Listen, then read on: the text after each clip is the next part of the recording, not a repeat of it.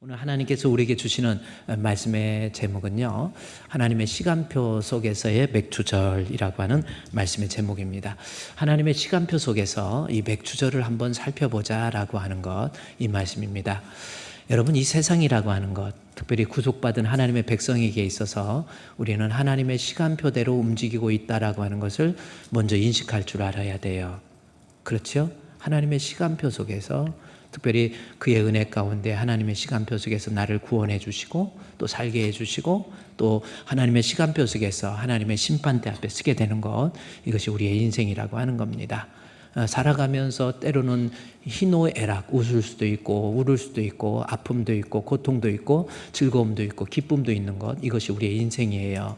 그런데 어떠한 기쁨이 있을 때 기뻐하고 어려움이 있을 때 슬퍼하는 그러한 일희일비하는 그러한 모습들은요, 내 인생이 하나님의 시간표 속에 있다라고 하는 것을 이해하지 못하는 그러한 삶이 될 수 있다라는 겁니다.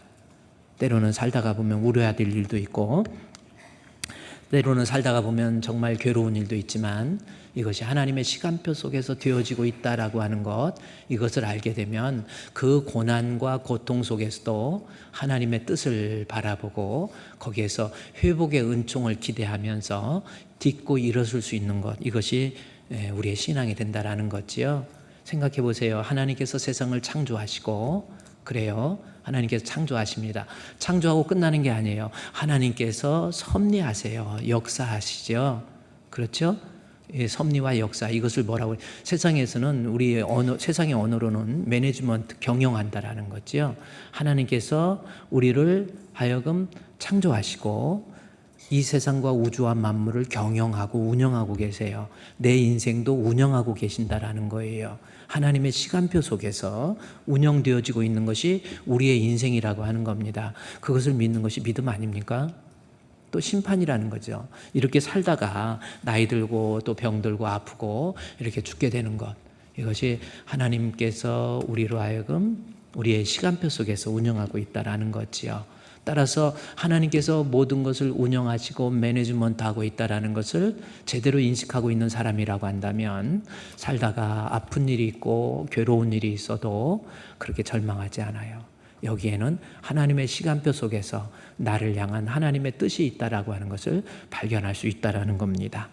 오늘 제가 예배 드리기 전에, 오늘 예배 드리기 전에, 일부 예배 드리기 전에 우리 권사님 한 분이 목양실에 들어오셔서 목사님 기도해 주세요 그러더라고요. 그래서 무엇 때문입니까? 그랬더니 요즘 다 경기가 어렵잖아요. 힘들고 어려워서 또 직장의 문제를 놓고 고민하고 그러는데 이번에 베트남에 전체를 책임질 수 있는 책임자로 부름받게 되는 아주 좋은 기회가 생겼다라는 거예요. 그래서 저는 그 소리를 듣고 여기서 일하기가 힘들었는데 일거리도 좀 부족했는데 이렇게 베트남에서 일거리가 있는데 좋은 기회라고, 그 대신 내일 면접을 하는데 잘해야, 합격을 해야 베트남에 갈 수 있다. 그러니 목사님 기도해 주세요 라고 하는 거거든요. 저는 어떤 기도를 해야 될까 순간 면접 잘해서 합격을 해서 베트남에 가게 해 주시옵소서, 이래야 될지, 아니면 하나님 면접 떨어져서 베트남에 안 가고 여기 한국에 있게 해 주시옵소서라고 해야 될지, 여러분이 목회자라면 어떤 기도를 했겠습니까? 한번 생각해 보겠습니다. 내가 인생 살아가면서 이런 일인데, 저는 그래요. 베트남에 가면 얼마나 있니까 1년 있다가 또 1년 있고 1년 있고, 언제 가면 언제 갈지도 몰라요. 목회자에게 목회하면서 정말 힘든 것 중에 하나가 이별하는 아픔이에요. 같이 정들었는데 이렇게 헤어진다. 그래서 이렇게 정들었다가 헤어지면 가실 분 또 가셔야 되잖아요. 그래서 가시기가 헤어지면 마음이 아파요. 그러면서 돌아서서 부르는 찬송이 떨어질 꽃이라면 피우지 말고 헤어질 만남이라면 만나지 말 것을. 그래요. 베트남에 간다 하니까 좀 마음이 좀 그래서 어떻게 기도해야 되나 그랬어요. 그래서 제가 기도했던 방법이 뭐냐면, 권사님, 내가 꼭 가야 되겠다 이것도 아니고 안 가야 되겠다 이것도 아니고, 내 인생의 삶을 경영하시는 하나님의 시간표 속에서 이해하시고, 그래요, 안 가는 것도 절망이 아니에요. 가는 것도 꼭 축복만이라고 할 수도 없는 거 아닙니까? 하나님의 시간표 속에서 내 인생을 좀 바라보고 내가 그 대신 최선을 다해서 면접하셔야지요. 면접하시고 저는 기도할 때 하나님, 주님의 뜻이 어디 있는지 알지 못하지만 우리 사랑하는 권사님을 의의 길로, 평강의 길로, 축복의 길로 인도해 주시옵소서. 그리고 면접에 꼭 떨어지게 하옵소서. 이런 기도는 안 했고 하나님의 뜻대로 하나님의 시간표 속에서 한번 이해해 보자라는 거 하는 거죠. 그래서 이렇게 물론 헤어짐의 아픔, 인생을 살면서 한번 하나님의 시간표 속에서 여러분 지금 살아가는 내 인생의 삶에서 혹시 아픔이 있습니까? 괴로움이 있습니까? 그래요.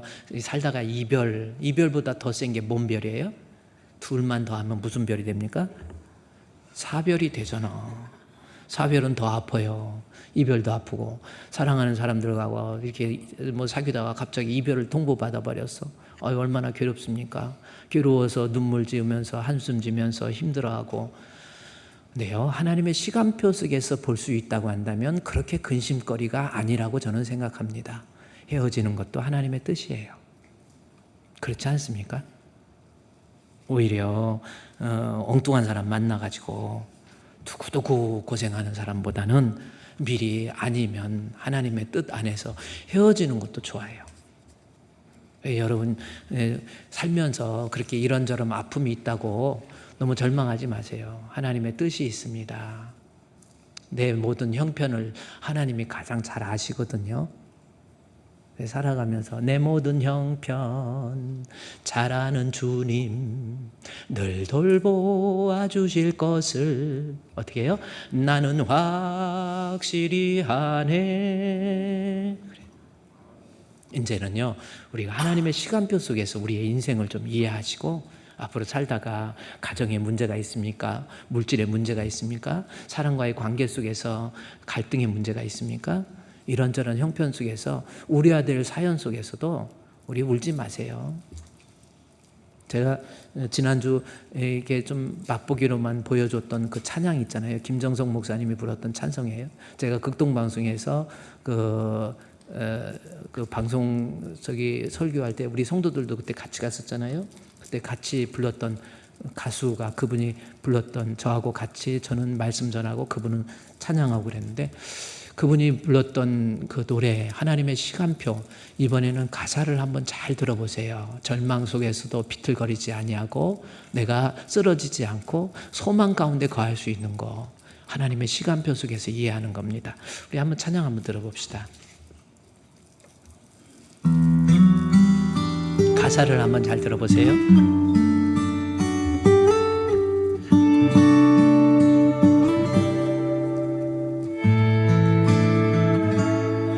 하나님의 시간표를 바라보는 나의 삶 매 순간이 소망이요 기쁨일세 하나님의 계획 안에 나를 향한 그 사랑 그 축복을 기다립니다. 하나님의 시간표를 바라보는 나의 삶 매 순간이 소망이요 기쁨일세 하나님의 계획 안에 나를 향한 그 사랑 그 축복을 기다립니다. 지금까지도 그 계획 안에 펼쳐진 하나님 사랑 어느 순간 세상 속에 빼앗겨 소망 잃고 비틀거리며 고난 속에 넘어지지만 주님은 여전히 날 붙드네 다시 일어섭니다. 주를 바라봅니다. 난 오직 주만 의지합니다. 다시 일어섭니다. 주를 바라봅니다. 언제나 정확하신 됐습니다. 거기까지. 네, 그래요. 어떻게 보면은 인생 살면서 아주 중요한 하나님의 시간표, 하나님의 경영을 내가 진짜 믿고 내 삶이 어떤 형편에 처했더라 할지라도 그곳에서 절망하거나 낙심하지 않고 비틀거리지도 않고 하나님의 뜻을 바라보면서 묵묵히 기다리고 하나님을 의지하는 그러한 모습. 원래 저 노래는 전용대 목사님이 계세요. 그분은 소아마비를 앓고 계십니다. 저분이 나는 왜 이렇게 소아마비가 돼서 이렇게 절망적이지 이랬다가 하나님의 시간표 속에서 자신을 이해한 거예요. 내가 이렇게 소아마비가 아니었다고 한다면 나는 예수를 알지도 못했겠고 내가 목사도 되지 않았을 것이다 라고 하는 그러한 겁니다. 지금 여러분 어떠한 절망이나 위기가 있다 할지라도 절망하거나 낙심하지 마세요. 하나님의 시간표 속에서 이해하고 어떤 헤어짐의 아픔이 있습니까? 너무 걱정하지 마세요. 하나님의 시간표 속에서 나를 경영하시는 우리 하나님께서 필요하니까 눈물도 주는 것이고요. 필요하니까 아픔도 주는 거예요. 그 아픔 속에서 하나님의 시간표. 그래요. 그런데 제가 이 하나님의 시간표라고 하는 그 책 중에서 마크 빌지가 쓴 책이 있습니다. 그 책은 하나님의 시간표 속에서 내 삶을 이해하는 건데 맞긴 맞는데 하나님께서 그의 백성들로 하여금 지키라고 하는 절기가 있어요. 원래는 5가지 절기거든요. 그 절기를 하나님의 시간표 속에서 이해하는 아주 기가 막히게 저 책에서 이야기하고 있더라고요. 물론 여러분이 저 책을 구입해서 읽을 필요는 없는 것 같아요. 내용은 뭐 목사님 설교 들으면 되니까 하나님의 시간표 속에서 여기 특별히 절기 나오잖아요. 절기에 담긴 하나님의 약속과 성취를 풀어내는 거 하나님의 시간표 속에서 절기를 이해한다라는 거죠. 그래서 오늘은 맥주 감사주일입니다. 그래서 맥주 감사주일 내 인생을 설계하시는 우리 하나님 앞에 내 인생을 경영하시는 하나님 앞에 이 맥주절을 내가 어떤 모습으로 지켜야 될 것인가 라고 하는 것을 오늘 성경을 통해서 살펴봐야 되는 겁니다. 그렇죠? 저는 99년도부터 이 교회 담임 목사였고요. 1990년도부터 이 교회에서 계속 오후 예배 설교로부터 계속 지금 벌써 30년이 넘은 거예요. 담임 목회만 26년 됐나요? 25년 됐나요? 좀 그렇습니다. 그러다 보니까 이런 절기 설교를 하라고 그러면 성경에 구절이 별로 없어요. 그런데 그 중에서 절교 설교를 계속 똑같은 설교를 하면 맨날 똑같은 설교한다고 또 그렇게 트집 잡는 사람 있잖아요. 그래서 참 고민도 하면서 제가 이 맥주주의를 하나님 앞에 어떤 모습으로 지키는 것이 우리 주님이 원하시는 건가라는 거 깊이 묵상하고 생각하고 기도하면서 이번에는 하나님의 시간표 속에서 한번 이해해보자. 그래서 말씀의 제목이 하나님의 시간표 속에서 맥주절입니다. 그러면 맥주절을 가장 잘 지킬 수 있을 것 같아요. 지금까지 맥주 감사주일 해가지고 보리추수를 기념한다고 그래가지고 주구장창 뭐 감사에다만 방점을 찍어가지고 그렇게 많이 설교해 왔고 여러분 또 그렇게 들었잖아요. 그러다 보니까 감사 심지어 어떤 사람은 도시에서 보리추수도 안 하는데 왜 맥주절을 지키냐 이제 이 정도면 됐다 막 이렇게 해가지고 그러는데 맥주절은요 그냥 보리가 그때 맥주절의 절기 때 보리가 추수하게 떼서 그랬을 뿐이지 보리 추수를 기념하는 줄기는 아니란 말이에요. 본질을 흐트러지지 마세요. 맥주절을 통해서 하나님께서 지키라고 할 때는 거기에 요구사항이 있다라는 겁니다. 뭘 원하시는지 성경을 좀 살펴보라는 겁니다. 오늘 본문은요, 출애굽기 이스라엘 백성이 출애굽을 했잖아요. 출애굽하고 그의 백성들에게 계명을 주고 나서 그리고 나서 너희들이 절기를 지켜라라고 하는 것을 이야기하는 거예요. 그것이 출애굽기 34장 18절에서부터 23절까지의 말씀입니다. 오늘 본문의 내용이 그거예요. 그래서 한 장의 페이지 속에서 여러분이 저 성경을 이해하면 너는 무교절을 지키라 하고 무교절 지킬 걸 나오죠. 그 다음에 쭉 내려가서 22절에 77절 나오죠. 맥주절입니다. 그 다음에 수장절. 그래서 23절 말씀에 너의 모든 남자는 매년 3번씩 주 여호와 이스라엘의 하나님 앞에 보이라. 절기 지켜라. 그랬죠. 지키되 18절에 지킨다라는 의미를 그냥 형식적으로 오늘 맥주 감사 주일이네 아유 오늘은 또 추수감사주일이네, 아유 오늘은 부활주일이네, 그냥 지키는 형식적인 것 말고 이런 절기를 하나님 앞에 좀 더 정직한 모습으로 지켜라 라고 하는 거, 그 모습이 23절에 18절에서 지키라 라고 하는 것을 23절에 보이라, 이스라엘의 하나님 앞에 보이라 라는 말로 단어를 바꾸어서 이 저자 모세가 우리로 하여금 절기가 얼마나 하나님 앞에 정직한 모습으로 지켜야 될 것인가 라는 것을 강조하기 위해서 지키라는 말을 보이라는 거죠. 보여주는 거예요, 하나님 앞에. 여러분 맥주절 통해서 하나님 앞에, 이 절기 통해서 내 모습을 하나님 앞에 보여주는 거예요. 내 모습 이대로 주 받으옵소서. 우리 주님 앞에 내 모습, 정직한 모습으로 보여주는 거예요. 이번 맥주절도 그냥 형식적으로 우리 그렇게 하지 맙시다. 그냥 기존에 해왔던 그런 모습 말고, 하나님 이 맥주절을 통해서 우리 주님께서 원하시는 것이 무엇인지, 아니 맥주절을 어떻게 지켜야 될 것인지, 그리고 그 맥주절의 지킴에 있어서 가장 주님이 받으실 만한 가장 아름답고 정직한 모습, 이것이 어떤 모습인가라는 것을 살펴보자는 겁니다. 그래서 절기를 오늘 살펴보는데, 이 절기를 여기 매년 여기 23절에 너희 남자는, 모든 남자는 그랬죠? 여자는 안 지키나요?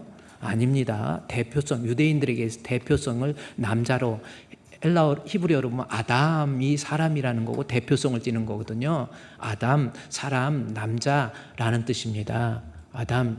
그래서 남자를 이쉬, 여자를 이샤 그러는데, 남자는 대표성을 띠는 거예요. 근데 어떤 사람, 모든 남자잖아요. 근데 모든 남자는 남자인데 어떤 사람이에요? 너희라는 말 속에 다시 한정 짓고 있잖아요. 너희는 뭡니까? 구원받은 하나님의 백성, 출애굽한 하나님의 백성. 오늘날 얘기하면 구원받은 하나님의 백성은 매년 주 여호와 앞에, 이스라엘 하나님 앞에 3번의 절기를 지키라라고 하는 것, 이겁니다. 그러니까 오늘날 얘기하면 예수 믿는다고 한다면 절기 지키라는 거예요. 그러면 어떤 절기 3번인가 봤더니 18절에 무교절 나오죠. 그 다음에 22절에 맥주절, 그 다음에 22절에 수장절, 이 3가지. 그래서 제가 한 줄로 쭉 써서 여러분에게 보여드리면요, 이 3가지 절기, 유월절, 맥주절, 그 다음에 무슨 절이에요? 수장절. 유월절, 맥주절, 수장절, 이거 지키라는 겁니다. 그냥 지키는 게 아니라 하나님 앞에 내 자신의 모습을 보여주는 정직한 모습으로 주님이 원하는 모습대로 지키라는 거지요. 그러면 유월절이 무슨 뜻이고, 맥주절이 무슨 뜻이고, 수장절은 어떻게 지켜야 돼? 이 지킴에 대해서 좀 본문의 말씀을 통해서 우리가 살펴봐야 돼요. 오늘은 맥주감사주일이기 때문에 맥주절을 이해해야 되는데, 매년 3번 하나님의 시간표 속에서 이해해야 되기 때문에 맥주절을 이해하기 위해서는 유월절, 먼저 되어져 있는 유월절을 이해해야 되고, 맥주절을 바르게 이해하기 위해서는 뒤에 있는 수장절을 이해해야만이 맥주절을 지키라고 할 때 하나님이 원하시는 것이 무엇인가를 그 안에서 정확히 찾아낼 수 있어요. 자, 그러면 맥주절을 어떻게 지켜야 될 것인가에 대해서 먼저 앞에 나와 있는 유월절부터 생각을 해야 됩니다. 그러면 유월절은 어떻게 지켜야 되는 건지, 오늘날 매년 3번 오늘날까지 지켜지기 때문에 유월절은 부활주일로 오늘날 지키고 있고요, 맥주절은 맥주주일로 지키고 있는 거고, 수장절은 추수감사절로 지키고 있는 거예요. 그러면 우리가 앞으로 매년 3번이라고 하는데, 맥주절을 알기 위해서 앞에 나와 있는 유월절 어떻게 지키냐는 거죠. 그러면 여기 그 내용이 한 장짜리로 보면은 출애굽기 34장 18절부터 23절까지 내용 중에서 출애굽기 34장 18절부터 20절까지 말씀, 뭐 21절까지 말씀으로 봐도 됩니다. 거기까지 나오면 그건 유월절을 무교절이라고 해요. 그래요. 유월절을 무교절이라고 하는 겁니다. 무교는 누룩이 들어있지 않는 떡을 만들어서 7일간 먹는 거예요. 그러면 이스라엘 백성들에게 지키라고 하면서 누룩이 들어가지 않는 떡 못 먹어요. 맛도 없고, 저도 뭐 누룩이 안 들어가면 밀가루 그냥 먹는 건 한 가지거든요. 못 먹어요. 고통, 쓴나물을 먹고, 그래서 유월절에 쓴나물을 먹고, 무교 누룩 알죠? 누룩을 집어넣으면 부풀어지잖아요. 그런 게 있어요. 누룩을 넣으면 부풀어지고 좀 발효가 돼서 훨씬 더 음식도 좋고. 그런데 무교절 누룩 넣지 말라라는 거죠. 그것은 뭐예요? 음식을 먹으면서 사람이 먹지 않으면 생명이 보존이 안 되죠. 먹으면서라는 건 뭐예요? 무교목용을 먹으면서 유월절의 의미를 생각하라는 겁니다. 그래서 무교절이라고 하는 거고요. 그러면 유월절은 어떤 의미인가? 18절, 19절, 20절, 21절에서 제가 빨간 걸로 해놓은 것만 기억하면 돼요. 유월절의 의미는, 무교절의 의미는 애굽에서 나온 거예요. 430년 동안 애굽의 포로로 돼 있다가 모세에 의해서 이스라엘 백성들이 그 애굽의 속박으로부터 건지움 받은 것을 기념하는 거예요. 그것이 유월절이고 그것이 무교절입니다. 그런데 애굽에서 건지움 받을 때, 430년간의 속박에서 건지움 받을 때 가장 중요한 것은, 그 다음에 강조한 것, 첫 수컷, 소, 양 막 나오죠. 중요한 것은 20절입니다. 나귀의 첫 새끼는 뭐예요? 어린 양으로 대속할 것이다 라고 하는 거 그랬죠. 어린 양이라는 말이에요. 어린 양. 그래서 애굽에서 건지움 받게 되는데 어린 양의 죽음을 통해서 생명이 보존되고 애굽으로부터 건지움 받게 되는 역사, 이것이 유월절입니다. 그러니까 이스라엘 백성이 출애굽할 때 430년간 야곱의 12지파들이 고센 지파에서 430년간 살면서 약 인구가 200만 정도로 늘은 거예요. 그런데 하나님께서 200만 정도의 사람들이 430년이니까 완전히 노예가 돼가지고요, 인간이 아니에요. 완전히 종이 되고 노예가 되는 그러한 애굽의 속박에서 그야말로 사람 같지 않게, 이건 죽은 건 한 가지죠. 그런데 하나님의 은혜 가운데 애굽에서 건지움 받아요.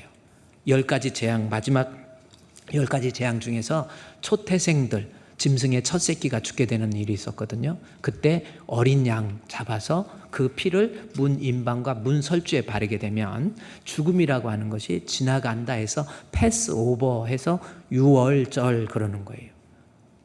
어린 양. 그래서 유월절의 의미는 어떤 의미예요? 무교절 유월절의 의미는 내가 쓴 나물을 먹으면서 애굽의 속박에서부터 나를 구원해 주신 어린 양의 죽음을 통해서 대신 죽음, 대속이라는 말이 나오잖아요. 리뎀션이라는 겁니다.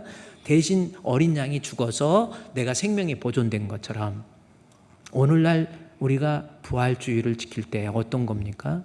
유월절을 기념하는 거거든요. 그러면 이 부활절은 뭐예요? 결국은 요한복음 1장 29절 말씀에서 강조하는 거죠. 요한 신학을 통해서 예수님이 어떤 분인지 요한복음 1장에서 정의를 내리잖아요. 요한복음 1장 29절에 보라, 세상 죄를 지고 하는 하나님의 어린 양. 이것이 요한복음 전체의 정의예요. 내가 믿는 예수님이 어떤 분입니까? 세상 죄를 지고 하는 하나님의 어린 양이라는 거죠. 그것도 그냥이 아니라 보라, 독일말로 자이엔지 그렇잖아요. 그냥 믿으라 정도가 아니에요. 이거는 흔들리지 않는 확고한 신념, 거기에 신앙을 가지고 믿는 것, 반드시 믿어야만 될 것. 예수님은 어떤 분이에요? 나 살리기 위해서 애굽에서 건져줄 때 어린 양처럼 어린 양의 대신의 죽음을 통해서 애굽의 속박으로부터, 죄의 속박으로부터 나를 구원해 주신 우리 주 예수 그리스도. 그게 어린 양입니다. 그래서 여러분 부활주일 날은 우리는 지금 한번 부활절, 하나님의 시간표 속에서의 부활절은 나를 구원해 주신 어린 양의 대신 죽음으로 구원해 주신 하나님이에요. 근데 우리 부활절 어떻게 지내고 있습니까? 내년에 부활절 날은 설교를 이게 하나님의 시간표 속에서 이해를 해야 되는데, 결국 부활주일은 우리는 또 어떤 초점을 잘못 맞춰가지고 흐릿한 이미지로서의 머릿속에 부활절의 이미지가 남아있잖아요. 부활절은 뭐예요? 부활주일은 뭡니까? 예수님 사셨네, 뭐 그거 엄청 강조하죠. 사셨네, 뭐 사셨어, 예수 다시 사셨네. 그러면 또 무덤에 머물러 뭐 해가지고 예수 내 구주. 그다음에 원수를 다 이기고 무덤에서 살아나셨네, 사셨어, 계속 사셨어. 뭐 그것만 주구장창 강조하는데, 사실은요 하나님의 시간표 속에서의 부활주일은요 거기에 대한 강조보다 나 살리기 위해서 십자가에 대속해서 죽으신 어린 양 되신 예수님 대속의 죽음이 더 중요한 거예요. 부활절. 그래서 고린도전서 15장을 부활장이라고 해요. 그렇죠? 고린도전서 13장을 사랑장이라고 하고 고린도전서 12장을 은사장이라고 합니다. 그러면 고린도전서 13장에서 부활장이라고 말을 하면서 강조하는 게, 부활장 15장 강조하는 게 뭡니까? 15장 2절부터 헛되이 믿지 말라 그러면서 15장 2절 3절 4절 보세요. 이게 부활주일이에요. 뭡니까? 너희가 만일 내가 전한 믿음을 말을 굳게 지키고 헛되이 믿지 않으면, 부활에 대해만 강조하는 거 아니에요. 헛된 믿음이 뭡니까? 잘못 믿는 믿음, 진짜 구원 얻지 못하는 믿음이 뭐예요? 3절 말씀, 내가 받은 것을 너에게 전하노니 이는 성경대로 그리스도께서 내 죄를 위해서 십자가에 못 박혀 죽으셨다, 어린 양 되셨다라고 하는 거. 그래서 부활주일은 어린 양 대신 예수님이 내 대신 십자가에 못 박혀 죽으셔서 내 목숨을 살리시고 그 살리심에 대한 확증으로서, 서티파이라고 그러죠. 확증으로서 사절이에요. 부활주일은 내 죄값을 지불해서 우리 예수님께서 내 구원을 완성했다라고 하는 확증적 사인이 예수님의 부활이에요. 그런데 계속 부활만 강조합니까? 그래서 여러분 부활주일 맞이할 때 어떻게 맞이해야 돼요? 부활주일을 맞이하면 예수님이 다시 사셨네, 이거보다 더 중요한 것이 내가 이 부활절 맞이할 때 과연 우리 예수님이 나를 대속해서 십자가에 못 박혀 죽으셨는지 안 죽으셨는지, 그 예수 그리스도에 대한 믿음이 있는지 없는지, 그거를 점검하는 것이 부활주일이에요. 그러한 점검 없이 예수님 사셨다, 헛된 믿음입니다. 그래서 6월절, 그래서 출애굽기 34장 18절부터 보세요. 6월절에서 강조하는 것이 뭐예요? 애굽에서 구원해 주셨는데 어린 양의 피로 나를 죄에서 구원해 주셨는데 우리 예수님의 십자가의 죽으심으로, 이것을 기념하기 위한 것이 부활주일이기 때문에 예수님 십자가의 죽으심, 그래서 고난주간과 부활주일 같이 섞여 있는데, 고난주간이 따로 고난주일로 따로 안 지키니까, 또 헌금을 안 하니까 그냥 부활주일에다가 다 초점을 맞춰버리는 것 같아요. 근데 더 중요한 것은 예수님의 고난 없이, 예수님의 죽음 없이 부활 없습니다. 죽음 없이. 우리도 마찬가지예요. 죽음, 아직도 내가 퍼덕퍼덕 살아있는데 무슨 부활의 신앙이 있습니까? 진짜 예수 믿으면요, 내가 죽어요. 세례식은 장례식이에요. 우리 좀 하나님 앞에 좀 정직하게 내 자신 모습 돌아보세요. 그래서 부활주일은 믿음 점검하는 거예요. 또 하나, 출애굽기 34장에 있는 말씀에 보면은 애굽에서, 그래서 18절, 19절, 20절, 21절까지, 그래서 부활주일을 지킬 때 여세 동안 일하는 일곱째 날이라고 이렇게 거두는 얘기를 하고요. 그 다음에 20절에서 또 빈손으로 대속해 주신 우리 주님 앞에, 그래서 부활절 헌금하고 손해봤다 생각하지 마시고 나를 구원해 주신 우리 주님 앞에 내가 빈손으로 내 얼굴을 보이지 말아야지.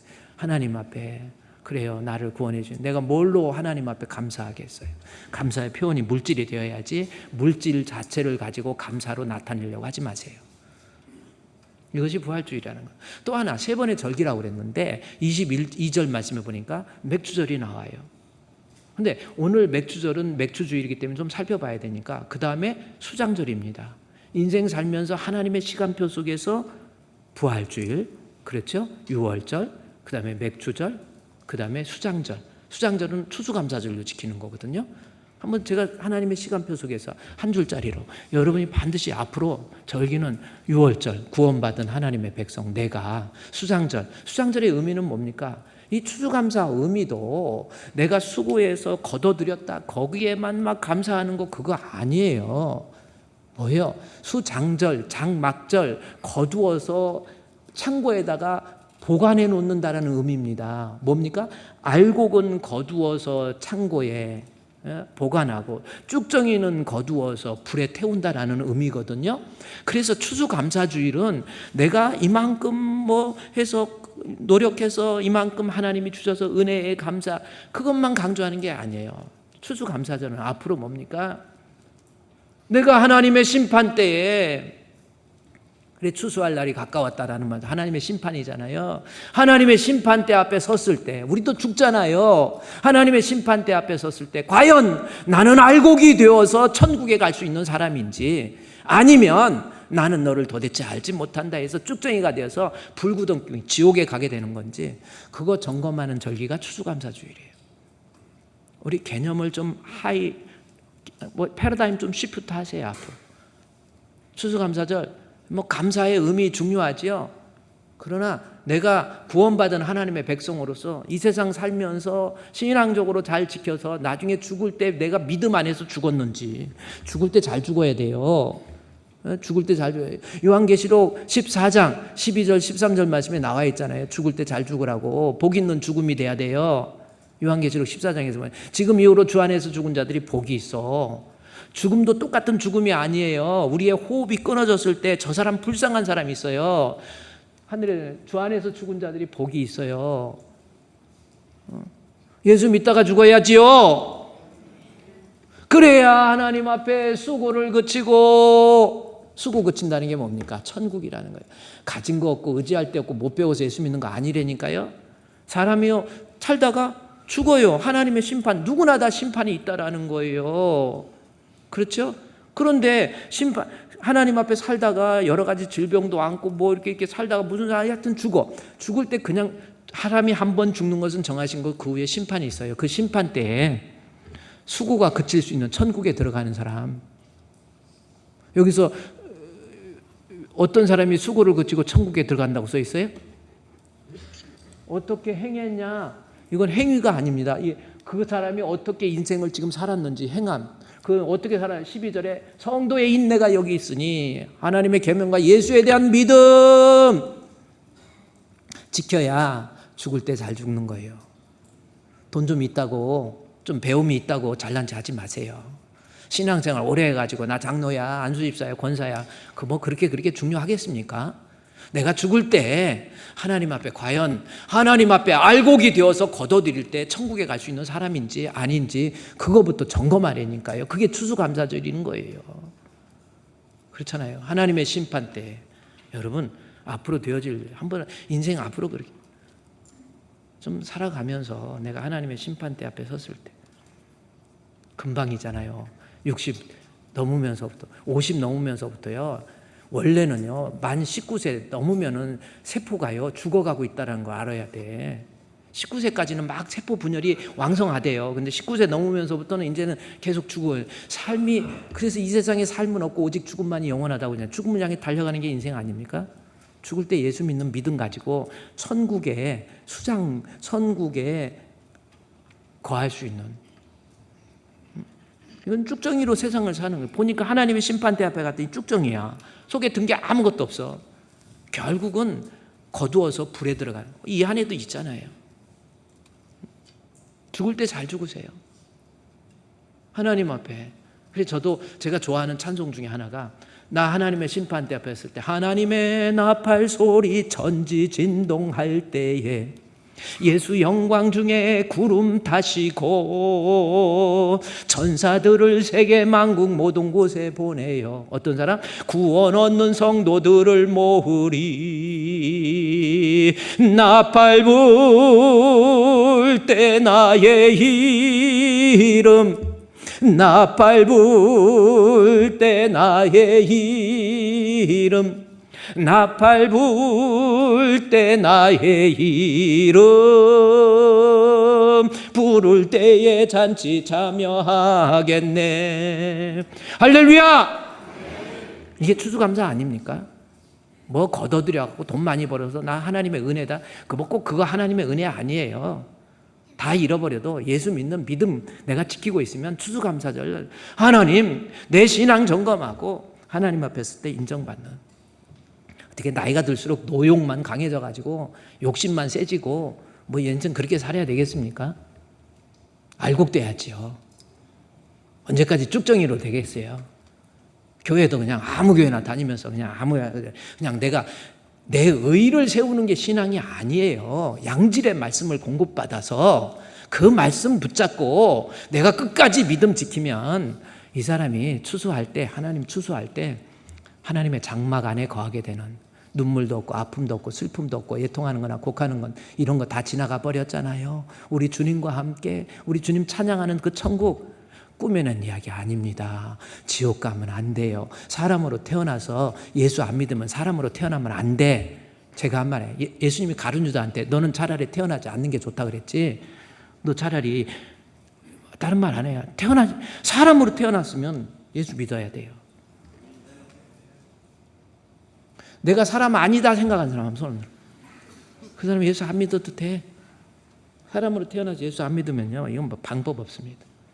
다시 출애굽기 34장에서 오늘 18절에서 23절까지 말씀을 하나로 보면요, 인생 살면서 6월절 나를 위해서 대신 죽으신 예수님, 그러니까 이 로버트 팔머가 쓴 책에 보면 계약신학과 그리스도라는 책이 있거든요.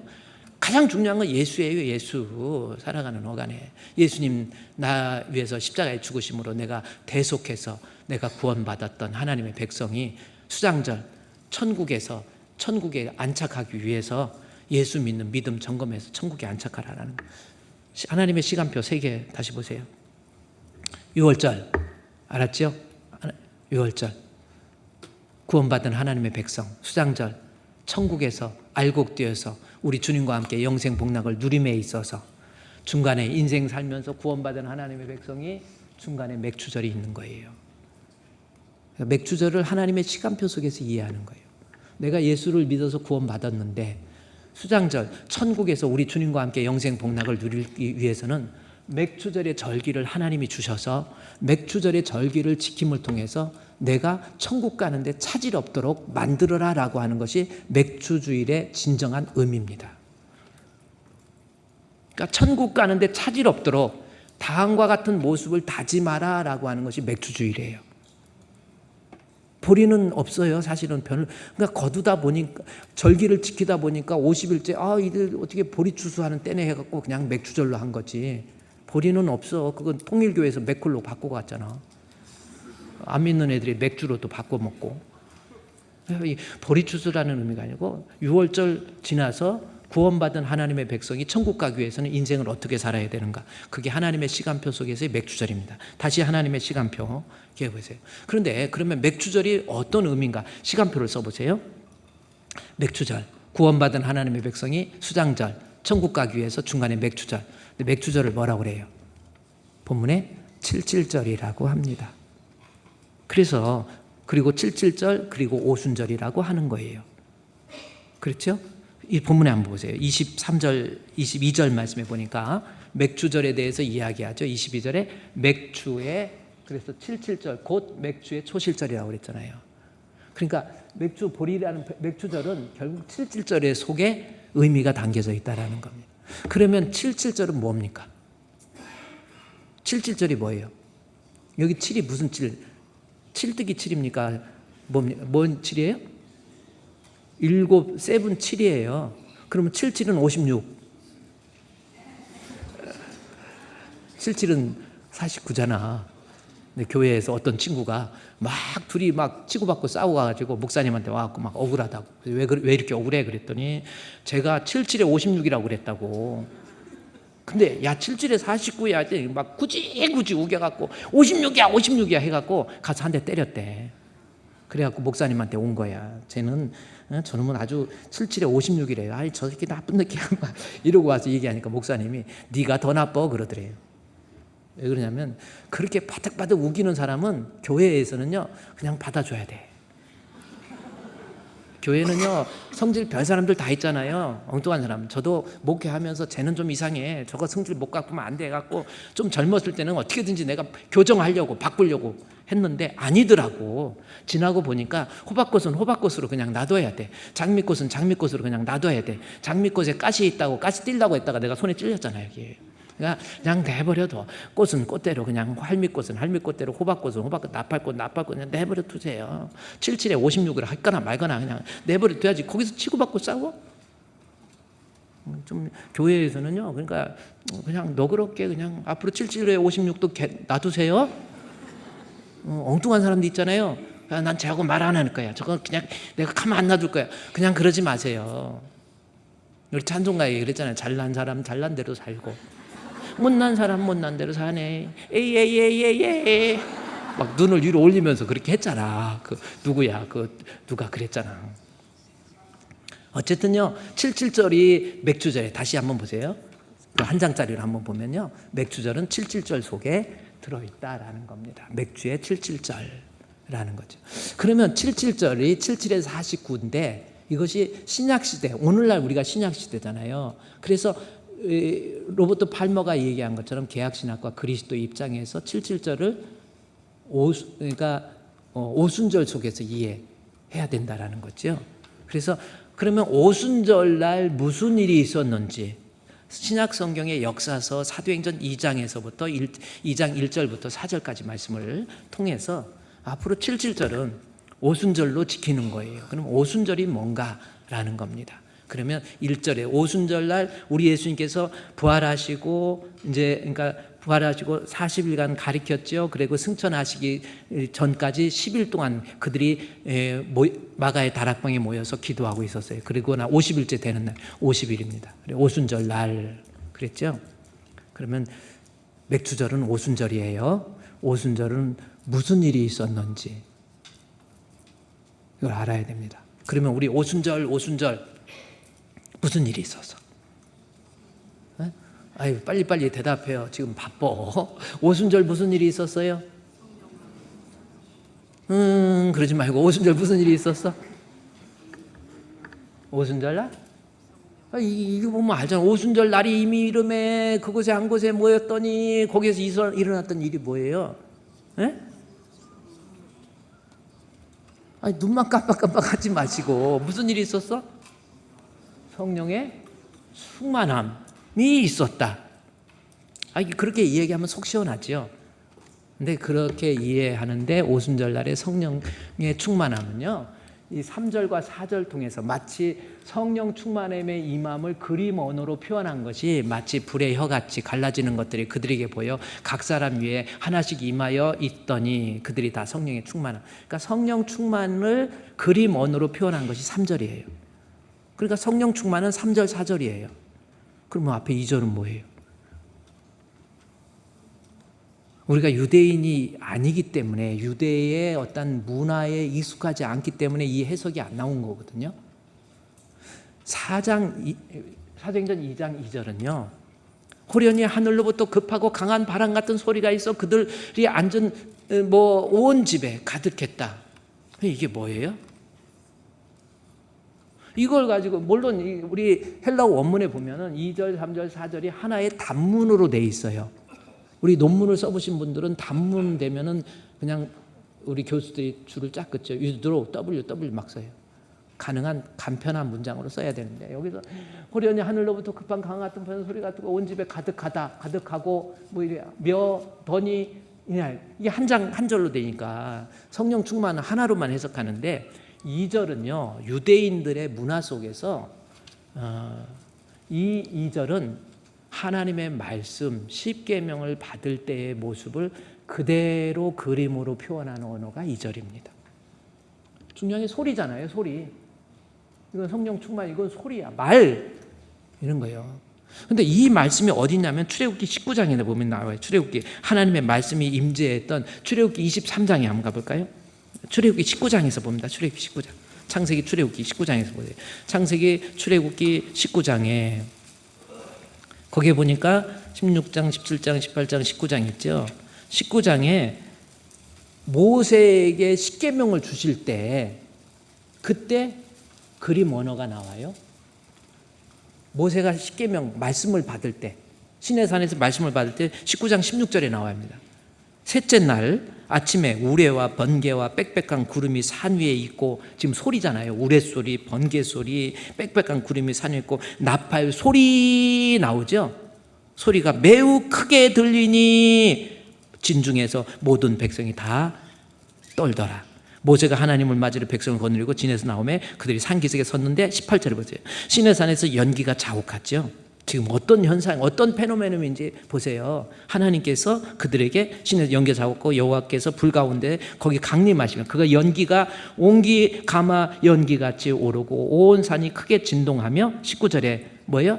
나팔 소리가 점점 커질 때에 모세가 말한 즉 하나님의 음성으로 대답했다라고 해서 모세가 하나님으로부터 율법, 모세가 하나님으로부터 십계명, 모세가 하나님으로부터 말씀을 받는 모습을 은유적으로 수사적으로 표현한 내용이 아까 2절 사도행전 2장 2절이에요. 수사적으로 사도행전 2장 2절로 바꿔주세요. 그래서 호련히 하늘로부터 급하고 강한 바람 같은 소리 우리는 유대인이 아니니까 모르지요. 유대인들은 저 말에 익숙해. 소리? 모세가 십계명 받은 날? 모세가 하나님으로부터 계명을 받은 날? 모세가 하나님으로부터 말씀 받은 날? 그걸 정확히 기억하는 거예요. 그래서 오순절 날에 있었던 일은 뭐냐면 첫 번째가 하나님의 말씀, 다시 말해서 예수님께서 공생의 기간 동안, 예수님께서 살아나셔서 40일 동안 제자들에게 가르쳤던 말씀들이 떠오르게 하고 가르치고 알려주시고, 그래서 호련이라고 하는 것은 제자들에게 오순절날 임했던 사건이 뭡니까? 첫 번째, 우리 주님이 주시는 하나님의 말씀으로 충만하게 채워진 거예요. 그게 오순절의 첫 번째 모습이에요. 따라서 하나님의 시간표 속에서 구원받은 하나님의 백성이 장막절 천국 가기 위해서 이 세상에 살면서 오순절의 첫 번째 의미 뭡니까? 하나님의 말씀으로 충만하게 채움받아야 알곡되는데 차질이 없다 라고 하는 그런 웅변적인 메시지가 오순절날 하나님의 말씀의 임재를 이야기하고 있는 거예요. 말씀 없이 구원 없거든요. 맥주절 다른 거 아닙니다. 하나님 내게 주신 말씀, 그 말씀 통해서 내가 무장해서 말씀으로 채워져서 이 험한 세상 이겨내고 믿음 지켜서, 그래서 맥주절은 하나님 말씀의 성적표를 한 번쯤 받아보는 거예요. 툭 하면 예배 빠지죠. 약속 있다고 예배 빠지고 뭐 했다고 예배 빠지고, 말씀 듣는 것도 점점 벌써 예배 시간 슬슬 지각하고 뭐하고 쑥쑥 빠지는데 한 번 빠지고 두 번 빠지니까 자꾸만 빠지고 싶네 빰빠밤빰 빠바바바 이러죠.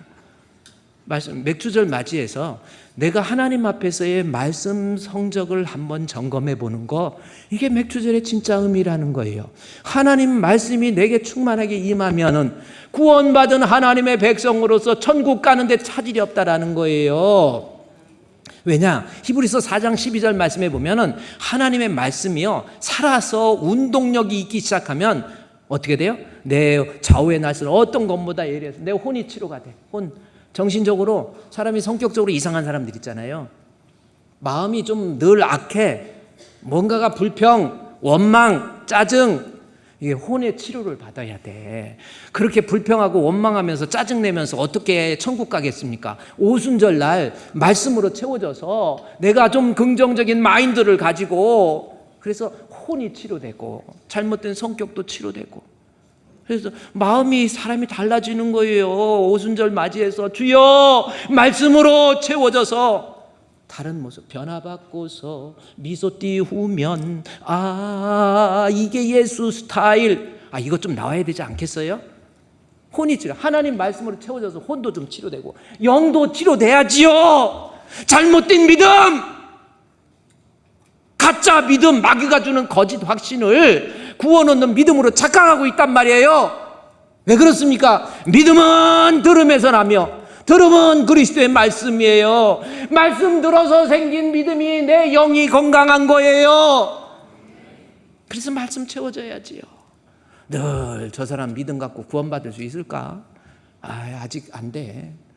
6월 맥주절날 하나님 주의 말씀으로 충만하게 채워져서 내가 혼이 치료되고 영이 치료되고 관절 골수 연약한 육신도 하나님 말씀 로마서 8장 11절이 뭡니까? 무릇 그리스도의 영이 너희 가운데 거하시면 내 죽을 몸도 살려주신다.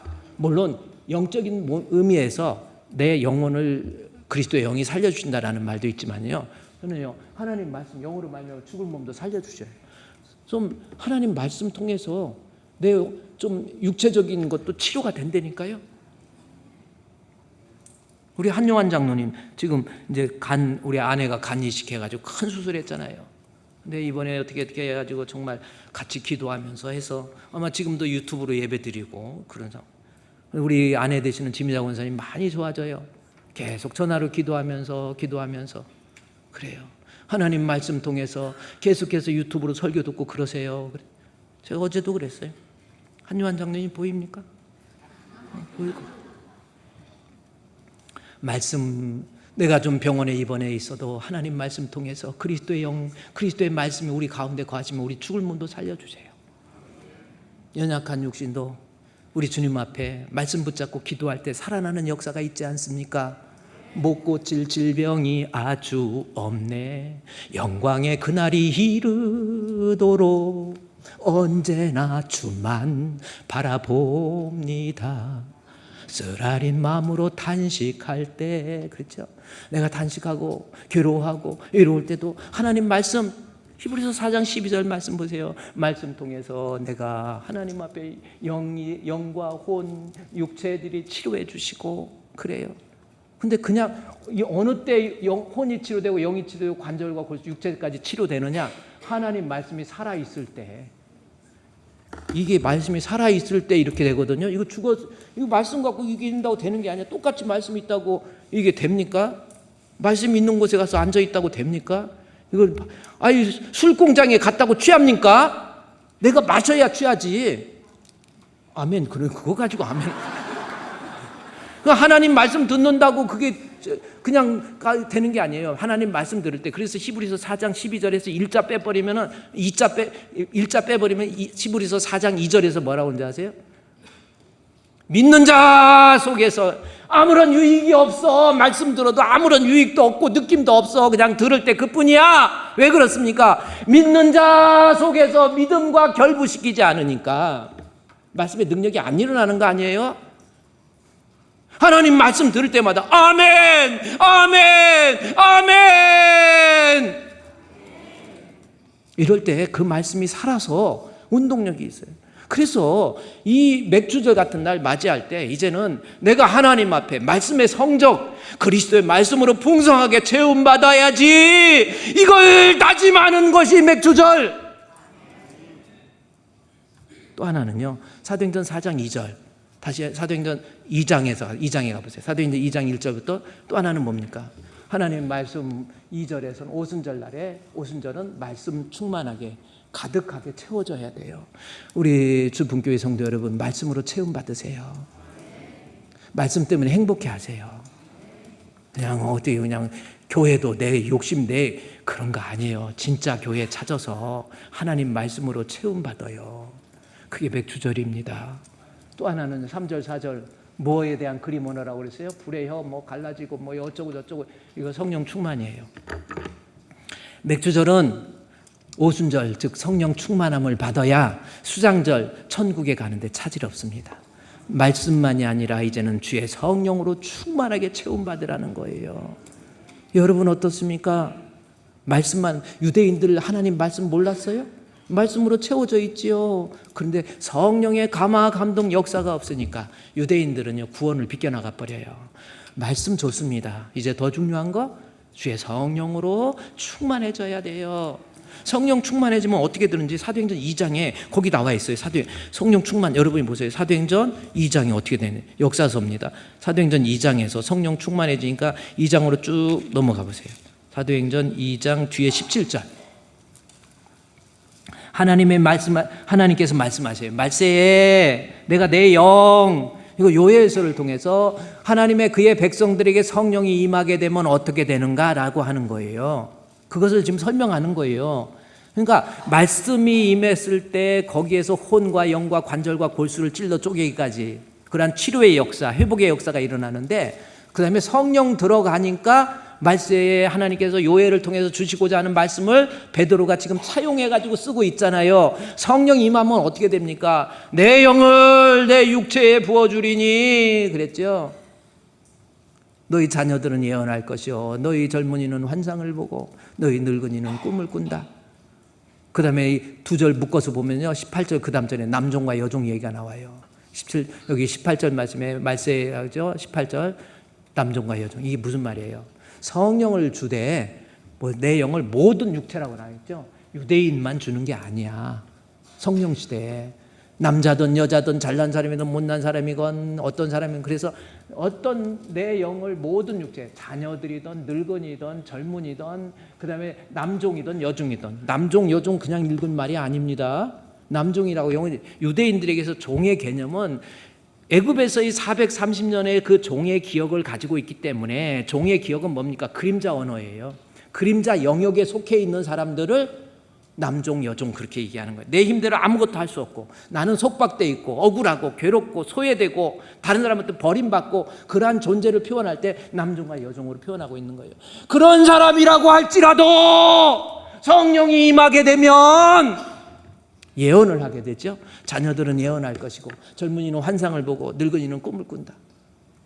누구든지 성령 받게 되면 이제는 예언이 뭡니까? 가장 쉬운 말로 다 지워버리고 예언이 뭡니까? 말하고 그 다음에 젊은이는 환상 말하고 보고 꿈을 꾸는 거예요. 성령 받으니까 말이 들려져. 언어가 들려지는 거예요.